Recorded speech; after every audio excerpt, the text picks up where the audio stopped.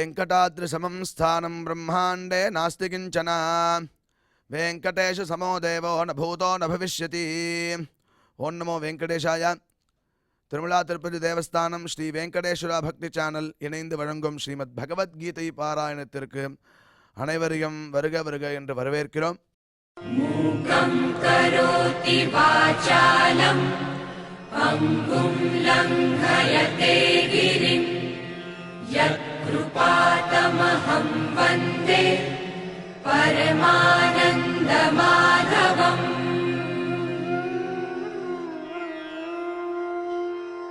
करारविन्देन पदारविन्दम् मुखारविन्दे विनिवेशयन्तम् वटस्य पत्रस्य पुटे शयानम् बालं मुकुन्दम् मनसा स्मरामि.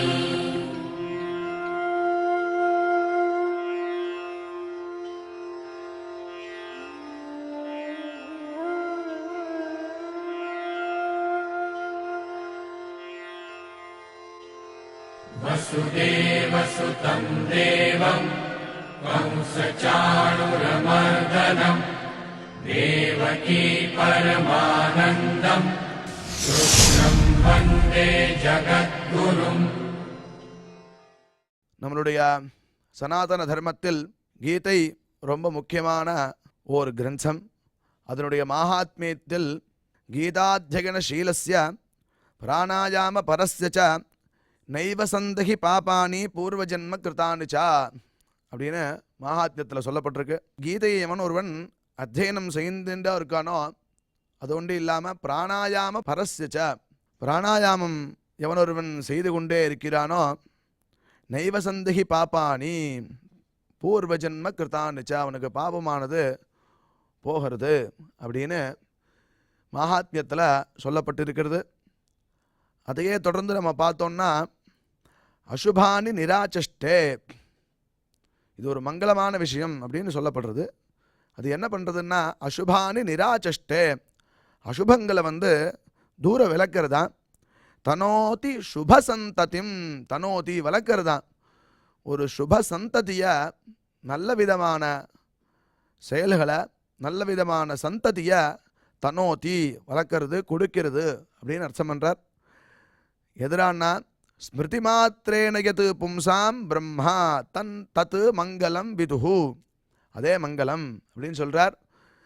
ஸ்மிருதி மாத்திரேன யத் பும்சாம் அதை ஸ்மரிச்சாலே போதுமா முன்னாடி சொன்ன சுபசந்ததியை தரும்.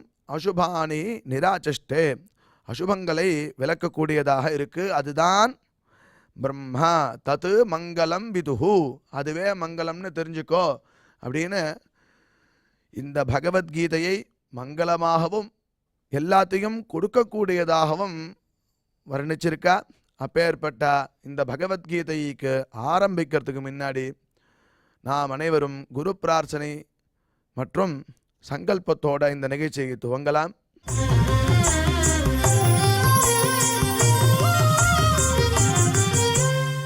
ஸ்ரீ குரு பிரார்த்தனா. गुरुर्ब्रह्मा गुरुर्विष्णुर्गुरुर्देवो महेश्वरः गुरुः साक्षात् परं ब्रह्म तस्मै श्री गुरवे नमः.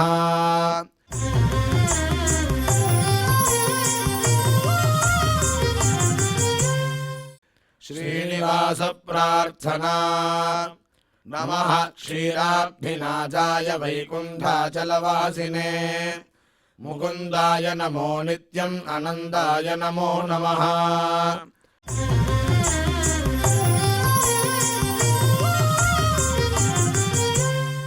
अथ श्रीमद्भगवद्गीता पारायण संकल्पः. श्रीमदादिवराह क्षेत्रे विराजमानस्य अखिलाण्डकोटि ब्रह्माण्ड नायकस्य श्री पद्मावती जानेः भगवतः श्री वेंकटेश्वर स्वामिनः दिव्य सन्निधौ जगद्गुरोः श्रीकृष्ण परमात्मनः अनुग्रहेण समस्त प्रपंचस्य विशेषतः भारतदेशस्य उत्तरोत्तर शुभसंवत्समृद्ध्यर्थं श्रीमद्भारतदेशगत तपस्विजन तपोबलवृद्धिद्वारा समस्तस्यापि मानवसमाजस्य सर्वारिष्टपरिहारार्थम् एतद्देशवासिनां सर्वेषां सज्जनानां योगक्षेमार्थं राष्ट्रविरोधिनां निबर्हणद्वारा जनानां चित्तशान्ति चित्तस्थैर्य सन्तोषादि अभिवृद्ध्यर्थम् एतद्देशवासिनां परस्परविद्वेष परस्परनिन्दा परस्परहिंसादीनां निवृत्त्यर्थं परस्परसौमनस्य सिद्ध्यर्थं समस्तपापक्षयार्थं श्रीमन्नारायणप्रीत्यर्थं श्रीपरमेश्वरप्रीत्यर्थं श्रीमद्भगवद्गीतायाः अखण्डपारायणं करिष्यामहे।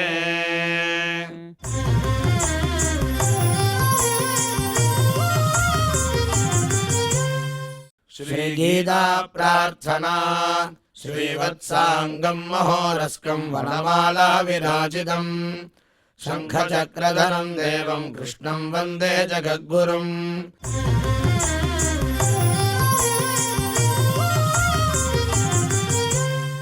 पार्थाय प्रतिबोधितां भगवता नारायणेन स्वयं व्यासेन ग्रथितां पुराणमुनिना मध्ये महाभारतम् अद्वैतामृतवर्षिणीं भगवतीम् अष्टादशाध्यायिनीम् अम्ब त्वामनुसन्ददामि भगवद्गीते भवद्वेषिणीम्।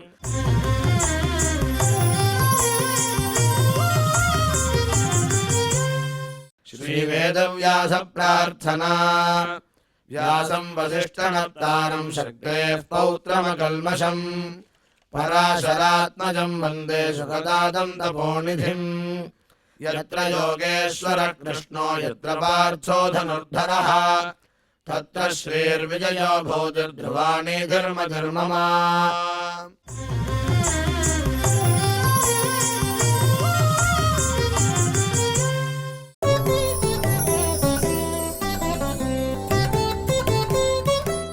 रजो रागात्मकं विद्धि तृष्णासङ्गसमुद्भवम् तन्निबध्नाति कौन्तेय कर्म संगेन देहिनम्।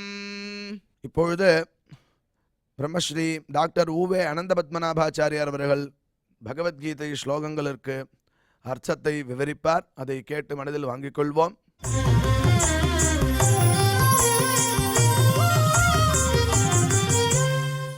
रजोरागात्मकं विद्धि तृष्णासङ्गसमुद्भवं तन्निबध्नाति कौन्तेय कर्मसङ्गेन देहिनम्। ஓம் நமோ பகவதே வெங்கடேஷாய. அற்புதமான பகவத்கீதையின் 16வது அத்தியாயத்தில் சத்வம் ரஜஸ் தமஸ் என்பதான 3 குணங்கள், திரிகுணம் பிரகிருதி, அந்த 3 குணங்கள் ஒருவரை சம்சாரத்தில் எப்படி கட்டுகிறது என்பதை காண்பிக்கிறார். சம்சாரத்தில் சம்சார பந்தனம் என்று நாம் சொல்லிக்கிறோம். சம்சார பந்தம்னா என்ன அர்த்தம்? நான் சம்சாரத்தில் சௌக்கியமாக தான் இருக்கேன்னு நினச்சிக்கிறோம். நம்ம ரொம்ப ஜாலியாக இருக்கேன், என்ஜாய் பண்ணியிருக்கேன், என் ஒய்ஃப் என்கிட்ட பிரியமாக இருக்கா, எங்கள் ஹஸ்பண்ட் என்கிட்ட பிரியமாக இருக்கா, என் பசங்க என்கிட்ட பிரியமாக இருக்கா, எங்கள் அப்பா அம்மா என்கிட்ட பிரியமாக இருக்கான்னு நாம் அந்த பிரேமையை என்ஜாய் பண்ணிட்டு இருக்கோம். உண்மையில் இது நமக்கு சம்சார பந்தனமாக சம்சார விமோச்சனமான ஒரு கேள்வி வருது. இன்ஃபேக்ட் இதை விட்டுட்டு வெளியில் வரத்துக்கு நமக்கு வைராக்கியம் வரமாட்டேன்றது. அந்த வைராக்கியம்ன்றது இருக்க பாருங்கள், ரொம்ப விசேஷமானது. வைராக்கியம் சில பேர் என்ன சொல்லுவா, நான் சன்னியாசம் வாங்கிக்க போகிறேன், நான் சன்னியாசம் வாங்கிக்க போகிறேன், நான் சன்னியாசம் வாங்கிக்க போகிறேன்னு சொல்லிகிட்டே இருப்பான். சொல்லிட்டு இருந்தால்னா அது வாழ்க்கையில் அவருடைய காரியம் நடக்கவே நடக்காது. அதை புரிஞ்சுக்கோங்க நீங்கள் முதல்ல. அது நடக்கவே நடக்காது. யதஹரேவ விரகே ததஹரேவ பிரவ்ரஜேத்துன்னு ஒரு வாக்கியம் இருக்குது. வைராக்கியம்ன்றது சிலருக்கு படிப்படியாக உண்டாகும். ஆனால் ஒரே ஒரு க்ஷணத்தில் அந்த வைராக்கியம் உடைந்து கூட விடும். எக்ஸாம்பிள் வச்சுப்போமா, 50,000 வருஷம் விஸ்வாமித்திரர் தவம் பண்ணார். எவ்வளோ அன்ன ஆகாரம் இல்லாமல் 50,000 வருஷம் தபஸ் பண்ணிருக்கார் விஸ்வாமித்திரன். எவ்வளோ பெரிய மகாத்மா. உலகத்திற்கு காயத்ரி என்னும் மகாமந்திரத்தை கண்டு உபதேசித்த மகனீயர். அப்பேற்பட்டதான் அந்த மகாத்மா 50 வருடங்கள் அனாகாரம் இல்லாமல் தவம் செய்தவர். ஒரு அப்சரஸ்திரீ வந்த உடனே அவளை பார்த்து ஆசைப்பட்டுட்டார். அவ்வளோதான், ஈனிழிச்சார். அது என்ன சொல்கிறது, இப்போ ஏதோ சொல்கிறாளே வாயிலேருந்து வாட்டர் ஃபால்ஸ் வந்ததுன்னு, அந்த மாதிரி அவருக்கு அந்த அப்சரஸ்திரியை பார்த்த உடனே ஆசை வந்துடுது. இவ்வளவு கஷ்டப்பட்டு சேர்த்து வைத்த வைராக்கியம் ஒரு நொடியில் போயிடுது. பட்டுன்னு உடஞ்சி போச்சு, படக்குன்னு உடஞ்சி போச்சு. அவ்வளோதான், முடிஞ்சே போச்சு. மறுபடியும் அதை ரிட்ரைவ் பண்ணுறதுக்கு அவர் எத்தனை லட்சம் வருஷங்கள் செலவு பண்ணணுமோ தெரியாது. அந்த மாதிரி பல ஆண்டுகள் நாம் வைராக்கியத்தை சேர்த்து வைத்திருந்தால் கூட ஒரு நொடியில் அந்த வைராக்கியம் போயிடும். அது ஒரு ப்ராப்ளம். இல்லை எப்படி பார்ப்போம், சிலருக்கெல்லாம் இந்த சேலப்பரம்பு நம்பூதிரி கதை கேள்விப்பட்டிருக்காளோ இல்லையோ, குருவாயூரப்பன் சன்னிதானத்தில் 90 வயசு கிழவன் சேலப்பரம்பு நம்பூதிரின்னு ஒரு நாள் குருவாயூரப்பனை உள்ளே வந்து சேவித்ததே கிடையாது. அந்த வாசலில் இருக்கிற பத்மதீர்த்த புஷ்கரணியில் ஸ்நானம் பண்ணி, ஸ்நானம் இல்லை சாரி 4 பொன் பசங்களோடு ஜலக்கிரீடை பண்ணிட்டு இருப்பார். யார்? சேலப்பிரம்பு நம்பூதிரி. ஜாலியாக ஜலக்கிரீடை பண்ணிட்டு இருப்பார். பட்டத்திரி, நாராயணிய பட்டத்திரி ஒரு நாள் டெய்லி பார்த்தார். என்னையா இந்த 90 வயசுக்காக ஒரு நாள் குருவாயூரப்பனை வந்து சேவிக்கவே மாட்டேன்றானேன்னு. அவன் ஒரு நாள் குளத்தில் சேலப்பிரம்பு நம்பூதிரி குளிச்சுட்டு கஜ பிடிச்சி இழுத்துன்னு தரன்னு இழுத்துன்னு வந்து பெருமாள் சன்னிதியில் தொப்புன்னு தள்ளி அந்த பெருமாளை எதிர பாருனர். அக்ரே பஷ்யாமி தேஜஹான் அருளிய பட்டத்திரி நாராயணத்தில் பிரத்யட்சமாக அந்த பெருமாளை சேவிப்பார், எதிர அப்படி பார் அப்படின்னார். அப்போ தான் பார்க்குறார், இதுவரையிலும் பார்த்ததே கிடையாது. இத்தனை நாள் 90 வயசாச்சு, கோவில் உள்ளே வந்து குருவாயூரப்பனை சேவிச்சதே கிடையாது. குளத்தில் குளிப்பார், கும்பானம் அடிப்பார், கூத்தடிப்பார், அப்படியே ஆற்றுக்கு போயிடுவார். முதல் தடவையாக பார்க்கிறார். அந்த ஒரு க்ஷணம் அவருடைய உள்ளத்தில் மாபெரும் வைராக்கியத்தை உண்டாக்கியது.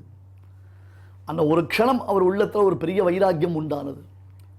அப்தார்த்தேன ஹரிம் பிரசன்ன மகரோ தௌத்தான பாதி சிசு சப்தாஹேன நிருப பரீட்சிதமனா யாமார்த்த பிங்களா. அங்கே ஒரு ஸ்லோகம் சொல்கிறார் அவர். அர்த்தார்த்தேன ஹரிம் பிரசன்ன மகரோ தௌத்தான பாதி சிசு. 6 மாதத்தில் ஒரு பிள்ளை, துருவன்னு பேர். ஏ குருவாயூரப்பா 6 மாதத்தில் உன்னை வந்து அடைந்தான். சப்தாஹேன நிருப பரீட்சித்து 7 நாட்களில் பரீட்சித்து சப்தாகம் கேட்டான், பாகவதம் கேட்டான், உன்னை வந்து அடைந்தான். யாமார்த்த பிங்களா, பிங்களான்னு ஒருத்தி தன் தேக அழகை மற்றவர்களுக்கு அர்ப்பித்து அதனால் கிடைக்கும் காசு பணத்தை கொண்டு உயிர் வாழ்பவள் பிங்களான்னு ஒருத்தி. அவள் தன் தேக அழகை மற்றவர்களுக்கு அர்ப்பிப்பவள். அவளுக்கு ஒரு நாள் இரவு பொழுதில் திடீர்னு வைராக்கியம் ஏற்பட்டது. எந்த ஒரு மாம்ச பிண்டம், இந்த மாம்ச பிண்டத்து மேலே ஆசை வச்சு வர மற்றொரு மாம்ச பிண்டம், இந்த மாம்ச பிண்டத்திற்காக நான் காத்து கொண்டிருக்கிறேனே, இப்படி ஒரு கேவலமான பிழப்பு ஈனப்பிறவு எனக்கு தேவையா? ஒரு மாமிச பிண்டத்தை நாடி வரக்கூடிய மற்றொரு மாமிச பிண்டத்திற்கு நான் காத்து கொண்டிருக்கிறேனே, இந்த ஈனப்பிறவியில் நான் பிறந்து விட்டேனே என்று ஒரு க்ஷணத்தில் அவளுக்கு வைராக்கியம் ஏற்பட்டது. நம்மெல்லாம் என்ன சொல்கிறோம் தெரியுமா? இவ்வளோ வயசாகிடுது சார், இனிமேல் இதெல்லாம் வருமா? இத்தனை நாள் கழித்து இதெல்லாம் வருது, ரொம்ப கஷ்டமாக இருக்குது, ஆனால் அப்பயே வந்திருக்கணும் அப்படின்னு இப்போயும் கிடைத்த வாய்ப்பை நாம் நழுவ விடுறோம். இவ்வளோ காலம் நமக்கு அந்த மாதிரி ஒரு ஆஃபர் கிடைக்கல, ஒரு ஆப்பர்ச்சுனிட்டி கிடைக்கல, அப்படி ஒரு சந்தர்ப்பம் கிடைக்கலன்னு தெரிஞ்சுது, இழந்திருக்கோம். இப்போ தெய்வானுகிரகம் நமக்கு கிடைச்சிருக்கு. ஏதோ ஒரு சமயத்தில்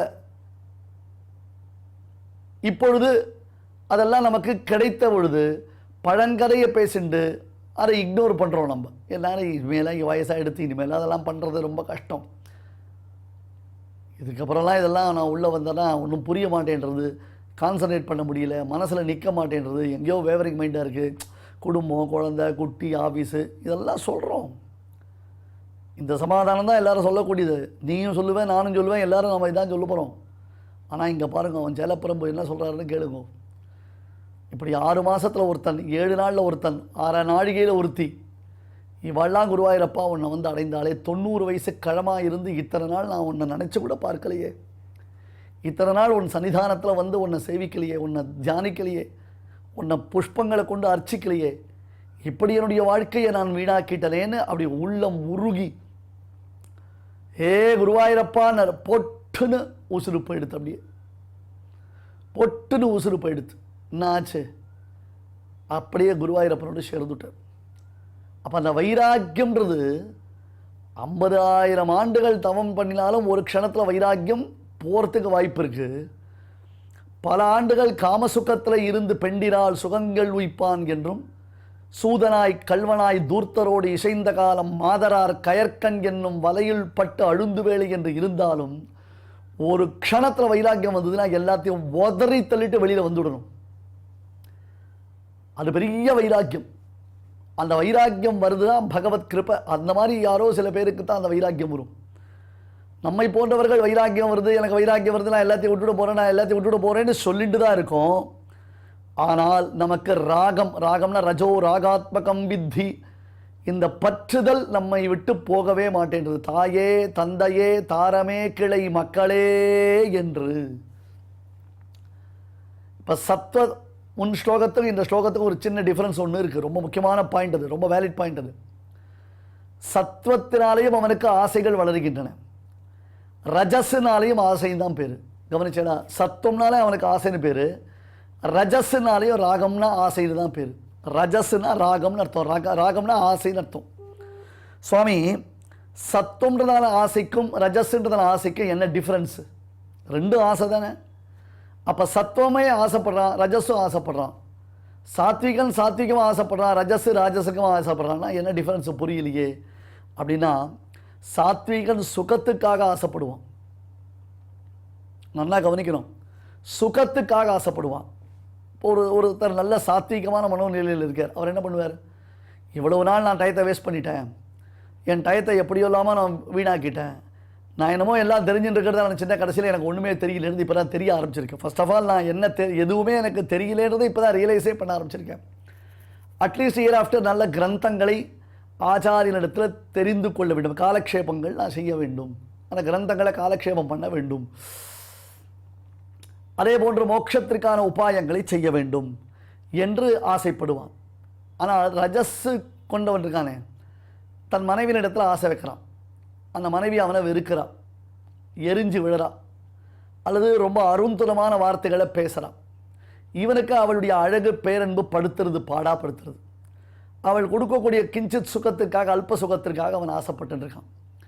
எனவே அவன் அந்த மனைவியினிடத்தில் அவள் எவ்வளவு கோச்சுட்டாலும் ஏதாவது ஒரு சந்தர்ப்பம் தனக்கு கிடைக்காதா அப்படின்னு தான் அவளிடத்தில் செலுத்தக்கூடிய பிரேமை அவள் தன்னிடத்தில் செலுத்தவில்லை என்றாலும், அதனால் அவனுக்கு மீண்டும் மீண்டும் மன வருத்தங்கள் ஏற்பட்டாலும் அவள் மீது கொண்ட காதலை இவன் மாற்றிக்கொள்வதற்கு விரும்புவதே இல்லை.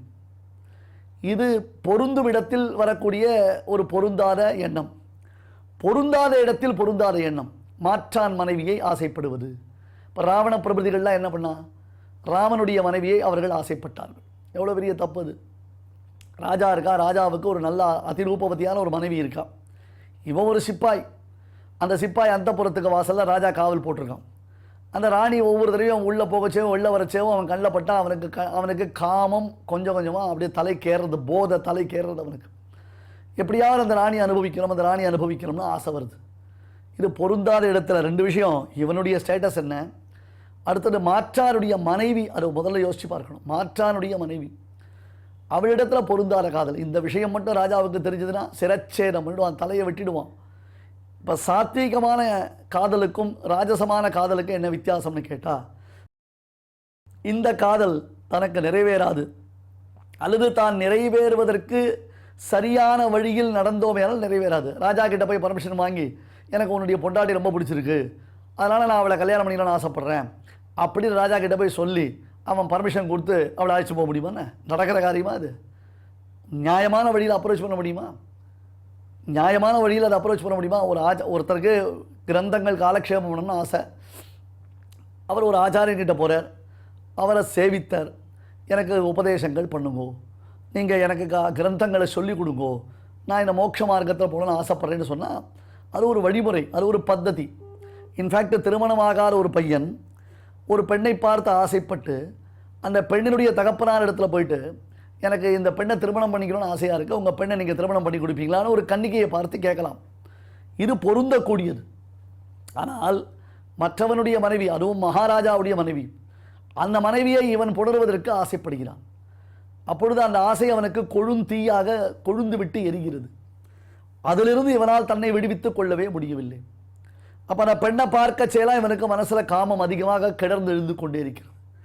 அப்பொழுது அந்த பெண்ணை அனுபவிப்பதற்கு இவன் தவறான பாதைகளை தேர்ந்தெடுப்பதற்கு அதிகமான வாய்ப்புகள் உண்டு. தவறான பாதைகளை தேர்ந்தெடுப்பான். அது கடைசியில் என்ன ஆகும்? மொத்தமாக சர்வநாசம். இதான் கீழே பார்த்தோம்.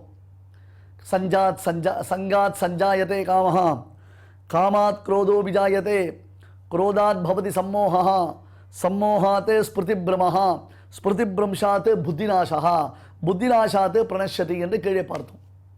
ஆகையால் இந்த ரஜஸானது மேன்மேலும் கிளர்ந்து எடுகிறது. இந்த காமமானது அடக்க முடியாமல் இவன் தவிக்கிறான். தான் எதிர்பார்த்த இடத்தில் தனக்கு அன்பு கிடைக்கவில்லை என்றால் கூட இவனால் அவர்களிடத்தில் அன்பு செலுத்தாமல் இருக்க முடியவில்லை. மனைவி துச்சமா பேசுறான், என்னென்னமோ பேசுறான், ஆனாலும் இவனுக்கு அவளிடத்தில் இருந்த காதல் போகல. பிள்ளைகள் சொன்ன பேச்சு கேட்க மாட்டேன்றான். பிள்ளைகள் தவறான ஒரு பாதையில் போயிட்டு இருக்கான்.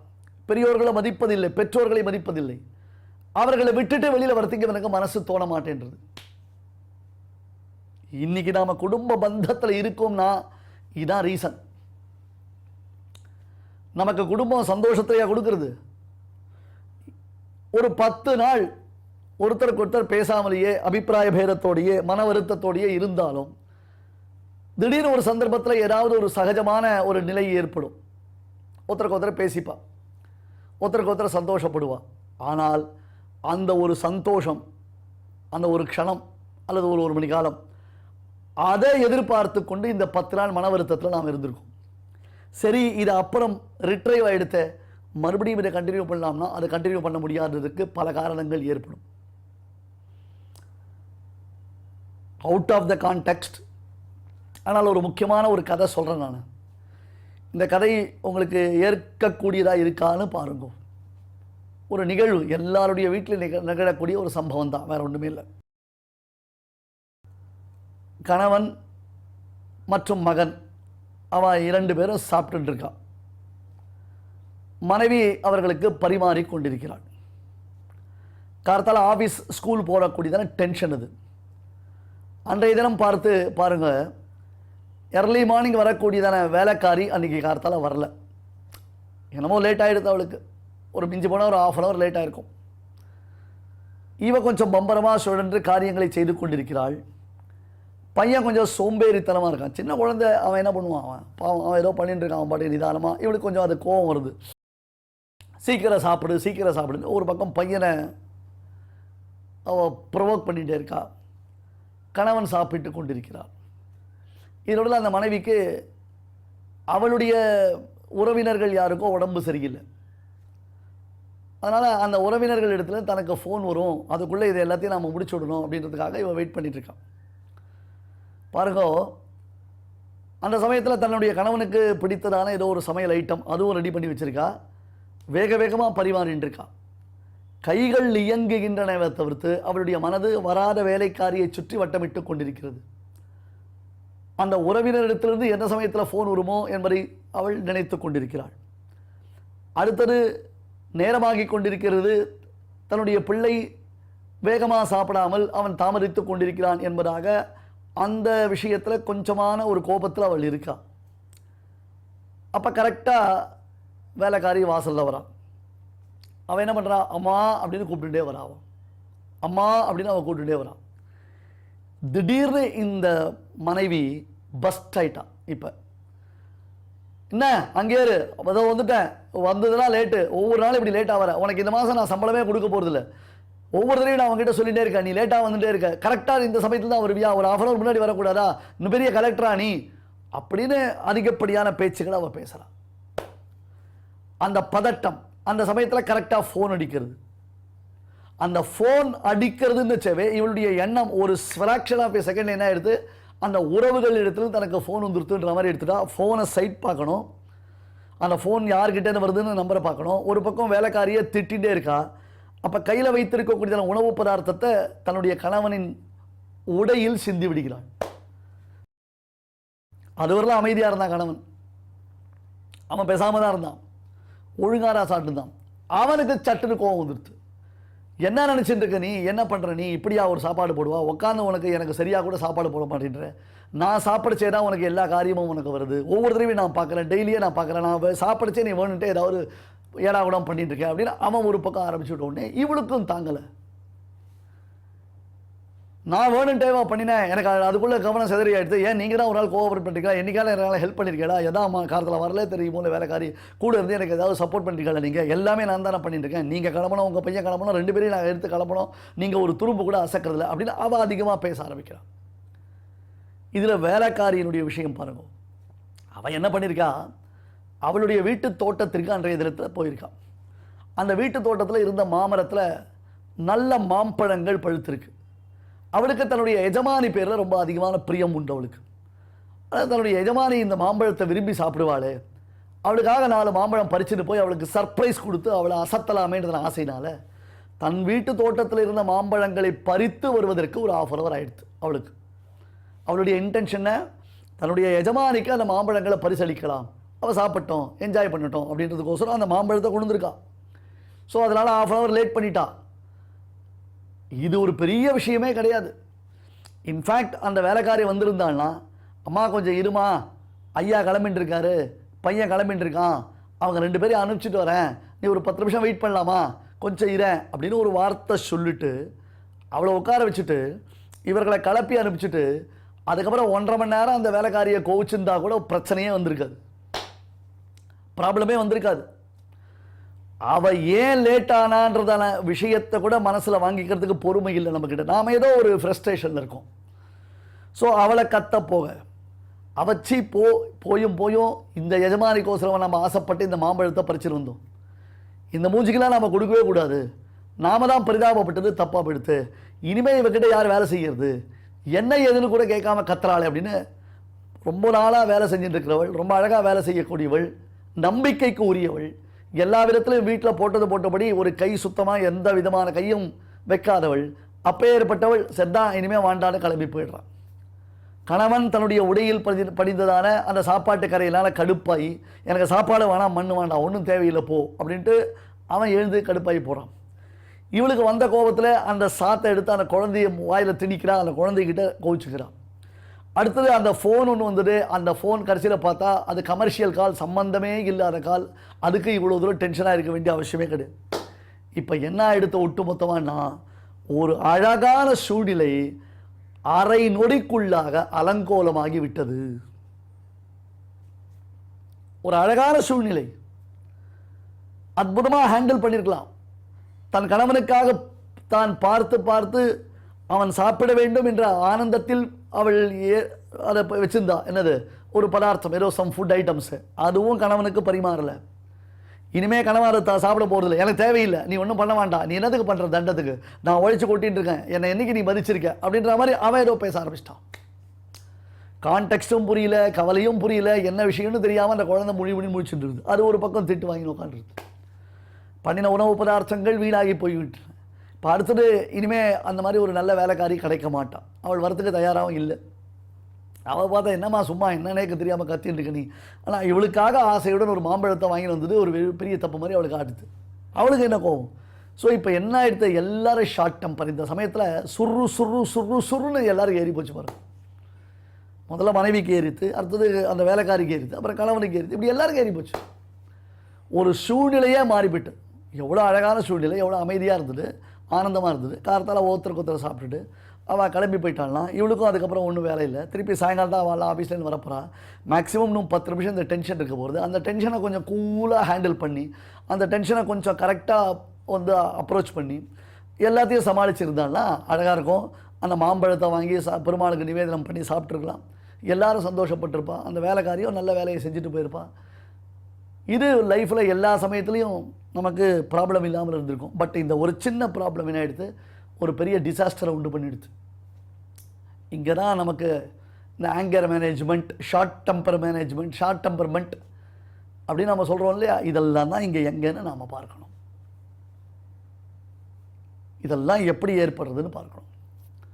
ஸோ சாத்வீகமான அனுபவங்கள் நமக்கு ஏற்பட்டாலும், சாத்வீகமான பிரேமை ஏற்பட்டாலும் அதுவும் சம்சார பந்தம் தான், சந்தேகமில்லை. பட் வேற இந்த ரஜஸ்னால ஏற்படக்கூடிய பந்தம் இருக்கு, அது ரொம்ப பெரிய ப்ராப்ளத்தை கிரியேட் பண்ணிடுறது. பட் ஆனால் வைராக்கியம் வர மாட்டேங்குது, அங்கே தான் ப்ராப்ளம். இந்த ரஜஸ்னுடைய தானே டெக்னாலஜி எப்படி தெரியுமா, ரஜஸ்னுடைய டிசைன் எப்படி தெரியுமா இல்லையோ, பொருந்தாத கோபதாபத்தை கிளறிவிடும், பொருந்தாத காதலை கிளறிவிடும், பொருந்தாத இடத்தில் பிரேமையை வைக்க செய்யும். அது நமக்கு கிடைக்கவில்லைன்னா இன்னும் கஷ்டமாக, இன்னும் ஒரு கோபத்தை உண்டு பண்ணும். சில பேர் என்ன பண்ணுறா பாருங்க, இன்றைக்கி பேப்பர்லாம் பார்க்குறோமே, இந்த இதெல்லாம் பார்க்குறோமே, சோஷியல் மீடியாலாம் பார்க்குறோமே, ஒரு பெண்ணை பலவந்தமாக ஒரு பையன் காதலிக்கிறான், அந்த பெண்ணு அவனை காதலிக்க மாட்டேன்றது. அது மட்டும் இல்லை, அந்த பெண்ணு வேற ஒரு பையனுக்கு திருமணத்துக்கு நிச்சயிக்கப்படுறது. அப்போ குரூரமான ஒரு எண்ணத்தில் இந்த பையன் எனக்கு கிடைக்காத பெண் வேறு யாருக்கும் கிடைக்கக்கூடாது என்று அந்த பெண்ணை கொலை செய்கிறான், அல்லது அவளுடைய முகத்தில் அந்த அமிலத்தை வீசுகிறான். இப்படிலாம் கொடூரமான குணங்களை நாம் பார்க்கிறோம். இதெல்லாம் ரஜஸ்னுடைய ப்ரொவோக்கிங், கொடூர குணத்தை உண்டாக்குகிறது, தவறான பாதையில் காமத்தை வளர்க்கிறது. கணவனுக்கும் மனைவிக்கும் இடையே இருக்கக்கூடியதான காமம் சாஸ்திரியமான காமம் அப்படின்னா கூட அந்த மனைவியின் இடத்துல அடங்கி போகிறதோ இல்லை கணவன் இடத்துல அடங்கி போகிறதோ, அவள் டாமினேட் பண்ணுறதோ, மறுபடியும் குழந்தை குட்டி உத்தியோகம் இப்படியே சுழன்று கொண்டு அவள் பேசினா ஐயோ அவள் பேசினாலே நினச்சிக்கிறது, அவள் பேசலைனா அவள் பேசலே நினச்சிக்கிறது, அவள் சொன்னாலே நினச்சிக்கிறது, அவள் சொல்லலைனா சொல்லலே நினச்சிக்கிறது. இதே எண்ணங்கள் சுற்றி சுற்றி சுற்றி சுற்றி வட்டமிடுகின்றனே தவிர்த்து, இப்போ ஹஸ்பண்டும் ஒய்ஃபும் சண்டை போட்டாலும் அவள் எண்ணம், அடுத்தது என்னாச்சு, அதுக்குள்ளே அம்மா கிட்டேருந்து அப்பா கிட்டேருந்து இன்னொருத்தர்கிட்ட மச்சனர்கிட்ட ஃபோன் வந்து அடுத்த எண்ணம் மாறி போய்டுது. அடுத்தது அதில் வட்டம் அடிக்கிறது, அதுலேருந்து அடுத்தது இன்னொன்று ஆஃபீஸில் வரக்கூடிய ப்ராப்ளம், அதுக்கடுத்தது ஆஃபீஸ்லேருந்து ஃப்ரெண்ட்ஸுக்கிட்டே வரக்கூடியதான ப்ராப்ளம், அல்லது ஒரு வேறு சமாச்சாரம், சந்தோஷமோ துக்கமோ ஏதோ ஒரு சமாச்சாரம். இப்படியே ஒரு நாள் முழுக்க நம்மளை சுற்றி நடக்கக்கூடிய நிகழ்வுகள், நம்மளுடைய பந்துக்கள் மித்திரர்கள் இவாளுடைய நிகழ்வுகள், இதையே யோசிச்சுட்டு இருக்கச்சே நமக்கு ஆத்மாவை பற்றி யோசிக்கிறதுக்கு எங்கே டைம் இருக்குது? நம்ம ஆத்மாவை நாம் எங்கே ரியலைஸ் பண்ணுறோம், நம்ம ஆத்மாவை நாம் எங்கே ரெக்கக்னைஸ் பண்ணுறோம், நம்ம ஆத்மாவை நாம் எங்கே ஸ்டெபிலைஸ் பண்ணுறோம், நம்ம ஆத்மாவை நாம் எங்கே ஸ்டெபர்ன் பண்ணுறோம்? இதை ஆழ்வார் சொல்லுவார், என்ன சொன்னால் விரோதம் ஆகிலும் சொல்லுவன். இதெல்லாம் சொன்னால் ஜனங்களுக்கு பிடிக்காது, கடுப்பாக இருக்கும், கோபம் வரும், உடனே என்ன இந்த சுவாமி இப்படி சொல்லிட்டு இருக்காருன்றதாக ஒரு எண்ணம் ஏற்படும். ஆனால் வேறு வழி இல்லைப்பா, இதெல்லாம் சொல்லித்தானோ, யார் தான் சொல்கிறது, எப்போ தான் சொல்கிறது, எப்போ தான் தெரிஞ்சிக்க போகிறீங்க, எப்படி தான் தெரிஞ்சிக்க போகிறீங்க, எப்போ தான் யோசிக்க போகிறீங்க? ரஜஸ் ரஜோ ராகாத்மகம் வித்தி. ஸ்ரீமத் ராமாயணத்தில் இதுக்கு ஒரு எக்ஸாம்பிள் அடுத்தது சொல்கிறேன், அடுத்த ஸ்லோகத்தை சொல்லும் பொழுது இதனுடைய எக்ஸாம்பிள் சேர்த்து சொல்கிறேன். பட் இந்த ஸ்டோரியை நம்ம ரியல் லைஃப்பில் டெய்லி பார்க்கலாம், நம்ம வீட்டில் பார்க்கலாம், அக்கம் பக்கத்தில் பார்க்கலாம், நம்மளை சுற்றி நடக்கக்கூடிய ஃப்ரெண்ட்ஸ் வீட்டில் பார்க்கலாம். இதுதான் ஹேப்பனிங்னு வச்சுக்காதீங்க, இதுதான் இன்சிடென்ட் இல்லை, இது மாதிரி நிறைய இன்சிடென்ட். நெக்ஸ்ட் இதில் இன்னொரு ப்ராப்ளம் என்ன அப்படின்னா, யார் இறங்குறதுன்றது ஒரு பெரிய ப்ராப்ளம். ஆமாம், நான் அந்த மாதிரி காதில் கோவிச்சுட்டு கூடாது, நான் அந்த மாதிரி கத்திரிக்கூடாது, கரெக்ட் அப்படின்னு அந்த பெண் நினச்சிருக்கலாம். ஆனால் அவளால் அந்த ஈகோ, ஏன் நான் ஒரு நாள் கத்திட்டேன், இவர் அமைதியாக இருக்கக்கூடாதா, நான் தான் பஸ்ட் ஆகிட்டேன்னு சொன்னால் இவர் தான் சேர்ந்து கத்தலமா, இவர் தான் அப்படி கத்தலமான்னா, ஏமா உனக்கு ஒரு சுச்சுவேஷன்னா அவருக்கு ஒரு சுச்சுவேஷன், நீ உனக்கு ரஜோகுண பிரேரணை ஏற்பட்டுதுன்னா அவருக்கு பிரேரணை வந்துருக்கூடாதுன்னு, நீயே அப்படி இருக்கேன்னா அவர் பெரிய தபஸ்வியான அவர் அப்படி தான் இருக்க முடியும், அந்த வேலைக்காலையும் அப்படி தான் இருக்க முடியும். நாம் எப்பொழுதுமே நான் தான் பண்ணிட்டேன் நீங்கள் ஏன் பண்ணீங்கன்னு நம்ம கேள்வி கேட்குறமே தவிர்த்து நான் பண்ணியிருக்க கூடாதுன்னு நம்ம யாரும் சொல்கிறதுக்கு ரெடியாக இல்லையே. இந்த கேள்வி இது அடுத்த லெவல் ஆஃப் சண்டை எப்படி தெரியுமா வரும், இது அடுத்த லெவல் ஆஃப் அபிப்பிராய பேர் எப்படி தான் இருக்கும். நான் தான் அந்த சமயத்தில் டென்ஷனாக இருந்துட்டேன், ஏன் நீங்களாவது கொஞ்சம் பார்த்துட்டு சுச்சுவேஷனை புரிஞ்சுட்டு கொஞ்சம் கூலாக இருக்கக்கூடாதா, நீங்கள் சப்போர்ட் பண்ணக்கூடாதா, என்றைக்கு தான் நீங்கள் என்ன புரிஞ்சுக்க போறீங்க, எப்பொழுதுமே நான் இப்படி தான் இருந்துட்டு இருக்கேன்னா, நீங்கள் எப்போதே ஒரு சரி நேராது நம்ம முன்னாடி பாவம் அவ்வளோ காலத்தில் இவ்வளோ காரியம் பண்ணிருக்காரு, அவளுக்காக நம்ம ஒரு காரியம் பண்ணக்கூடாதா அப்படின்னு நீங்கள் நினச்சக்கூடாது. ஆனால் இப்படி மேலே அடுத்த லெவலில் நம்ம டெவலப் பண்ணுறோமே தவிர்த்து, here what we are expecting, we expect others to calm down, but we don't know how to get down, how to calm down. எப்படி கீழே இறங்குறது நமக்கும் தெரியல. ஒரு கடையில் ஏறி உட்காந்துட்டோம், நம்ம அதுலேருந்து இறங்க தெரியல நமக்கு. இது மேலே மேலே மேலே ஒரு பெரிய பிணக்கு, பெரிய மனமுறிவு, பெரிய வருத்தத்தை உண்டாக்கக்கூடியதாக இருக்கிறது. அப்போ உடஞ்சு போன கண்ணாடியை திருப்பி ஒட்ட முடியாதுன்ற மாதிரி ஆயிடுறது. அங்கேயும் நாம பண்ணின அந்த ஒரு க்ஷணம் தப்புனால தான் இத்தனை காம்ப்ளிகேஷன்ஸ் வந்திருக்குன்றதை ரியலைஸ் பண்ணாமல் அவள் என்ன வேலைக்காரி, அவளுக்கு நான் அவ்வளோ கர்வம், நான் அவளுக்கு எவ்வளோ பண்ணியிருக்கேன், அவளுக்கு தீபாவளிக்கு எனக்கு சமமாக புடவை வாங்கி கொடுத்துருக்கேன், அவள் வீட்டு கல்யாணத்துக்கு நான் அவளுக்கு 50,000 ரூபாய் கடன் வந்து இது வட்டியும் இல்லாமல் அப்புறம் கிஃப்டாகவே நான் அவளுக்கு 50,000 ரூபாய் கொடுத்தேன். ஆனால் அதெல்லாம் நன்றி கிடையாது, அவளுக்கெல்லாம் விசுவாசம் கிடையாது, அவள் எப்படி என்னை தூக்கி போட்டு போயிட்டா பார், அவையிலனா என்னால் பண்ண முடியாதா? இதையே இப்படியே நாம் டெவலப் பண்ணுறோமே தவிர்த்து, அடாடா அந்த ஒரு க்ஷணம் நாம் ஏன் தப்பு பண்ணிட்டோம், அந்த கோபம் நாம் பற்றக்கூடாது இல்லை. வேலைக்காரிக்கிட்ட போய் சாரி கேட்க வேண்டாம், அதுக்காரர்கிட்ட சொல்லலாம். இதை ஒய்ஃபு தான் வச்சுக்காதீங்க, ஹஸ்பண்டாக கூட வச்சுக்கலாம். அடடா இது பண்ணிடக்கூடாதுன்றது ரியலைசேஷன். அந்த ஒரு ஒரு ஒரு ஒரு ஆசையை, பேராசையை, பொருந்தாத ஆசையெல்லாம் மேல் மேலே நம்முடைய தன் ஈகோவை வளர்க்கக்கூடியது இந்த ரஜஸு. ரஜோராகாத்மகம் வித்தி திருஷ்டா சங்க சமுத்பவம் தன் நிபத்ராதி கௌந்தேய கர்மசங்கேன தேகினம். ஸ்ரீமதே பகவதே பாஷ்யகாராய நமஹ. இப்பொழுது அடியேன் சொல்றதை எல்லாரும் திருப்பி சொல்லுங்க. ரஜோ ராகாத்மகம் வித்தி, ரஜோ ராகாத்மகம் வித்தி, கிருஷ்ணாசங்க சமுத்பவம், கிருஷ்ணாசங்க சமுத்பவம், தன்னிபத்னாதி கௌந்தேய, தன்னிபத்னாதி கௌந்தேய, கர்மசங்கேன தேஹினம், கர்மசங்கேன தேஹினம். இப்பொழுது நாம் அனைவரும் சேர்ந்து பாராயணம் செய்யலாம். ரஜோ ராகாத்மகம் வித்தி கிருஷ்ணாசங்க சமுத்பவம் தன்னிபத்னாதி கௌந்தேய கர்மசங்கேன தேஹினம். நம்மளுடைய பாரத தேசத்தில் அநேக விதமான மகான்கள் அவதரித்து நமக்கு நல்வழி காட்டியுள்ளார்கள். அதில் ரொம்ப முக்கியமானவர் நம்மளுடைய பகவத்பாதாச்சாரியால்.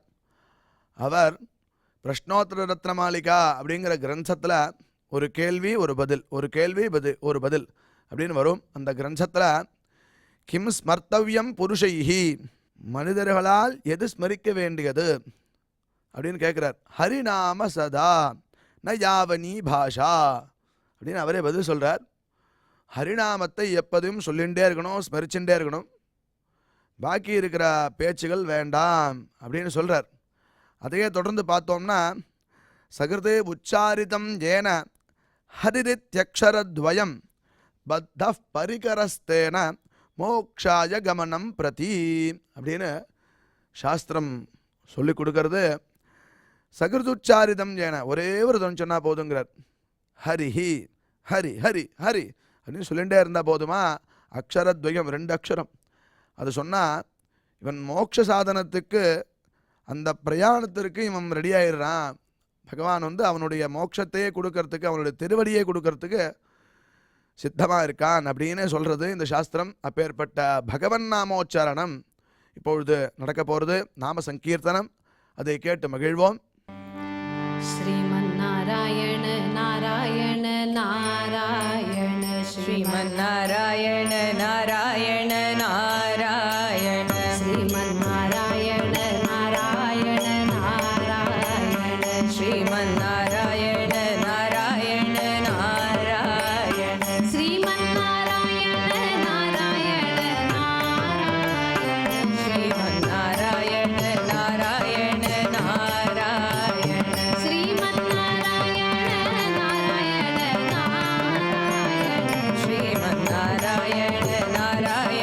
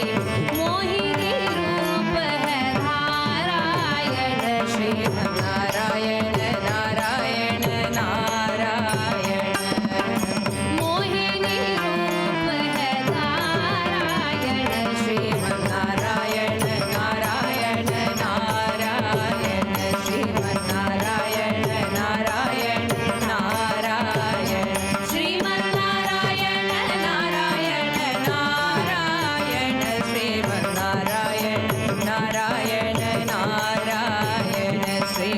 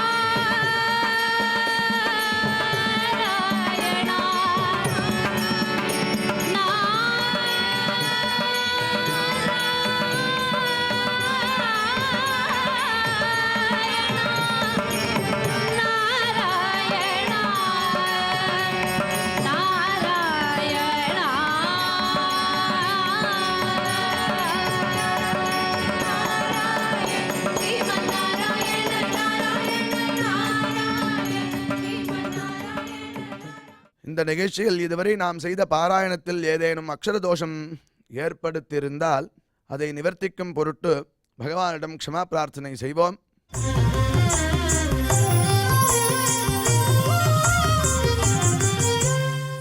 अथ क्षमा प्रार्थना यदक्षरपदभ्रष्टम् मात्राहीनम् च यद्भवेत् तत्सर्वम् क्षम्यताम् देवनारायण नमोऽस्तु ते।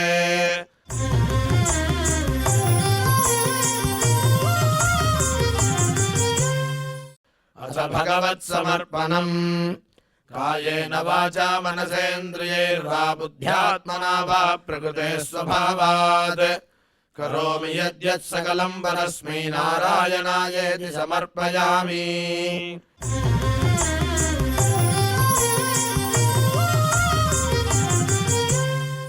अथ लोकक्षेम प्रार्थना सर्वे भवन्तु सुखिनः सर्वे सन्तु निरामयाः सर्वे भद्राणि पश्यन्तु मा कश्चित् दुःखभाग् भवेत्। சுவாமியின் அருள் நாம் அனைவருக்கும் கிடைக்க வேண்டி மங்களாசாசனத்துடன் இன்றைய நிகழ்ச்சி நிறைவு பெறுகிறது. மீண்டும் இதே நிகழ்ச்சியில் நாளை சந்திப்போம். ஓம் நமோ வெங்கடேஷாய.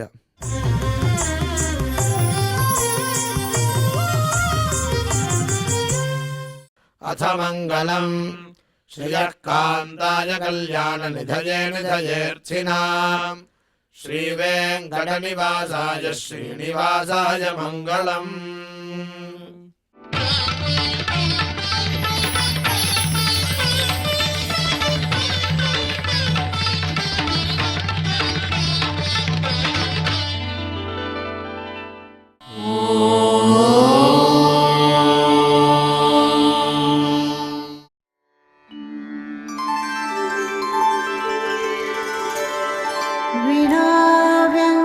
विनाव्यङ्कटेशं ननाथो ननाथः सदा व्यङ्कटेशं स्मरामि स्मरामि। हरे व्यङ्कटेश प्रसीद प्रसीद प्रियं वेङ्कटेश प्रयच्छ प्रयच्छ।